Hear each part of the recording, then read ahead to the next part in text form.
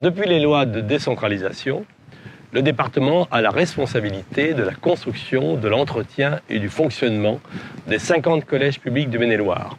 La sectorisation s'appuie donc sur les capacités des collèges, sur leur taux de remplissage, sur la mixité sociale et bien évidemment sur les transports scolaires qui doivent amener les enfants dans ces collèges.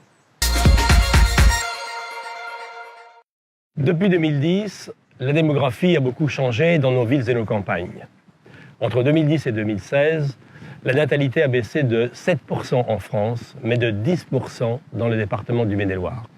Il y a actuellement 3200 places vides dans les collèges publics, dont 1500 à Angers, plus de 500 à Saumur et 300 à Cholet.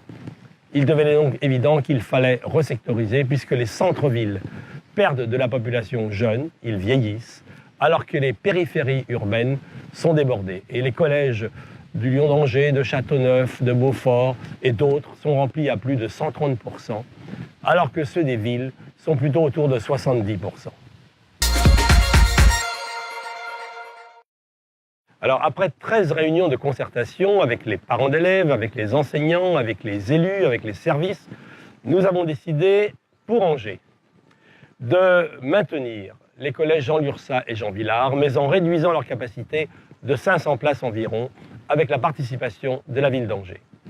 Sur le Choletais et les Mauges, pas de changement à Cholet, mais dans les Mauges, pour maintenir le collège de Saint-Florent-le-Vieil, il faut rattacher les communes de Chaudron et de Saint-Quentin-en-Mauges à ce collège de Saint-Florent pour desserrer en même temps le collège de Montrevaux. Pour la partie nord-ouest du département, le Segréen, pas de changement notable, mais une surveillance car les collèges du Lion d'Angers et de Châteauneuf sont en sureffectif. Pour l'est du département, quelques changements minimes, mais surtout à Saumur, la fusion de 2 collèges publics, Yolande d'Anjou et Benjamin de Lesser. Quoi qu'il en soit, les enfants qui sont dans un collège termineront leur scolarité de collège dans ce collège, à l'exception bien sûr de Yolande d'Anjou et en maintenant les fratries.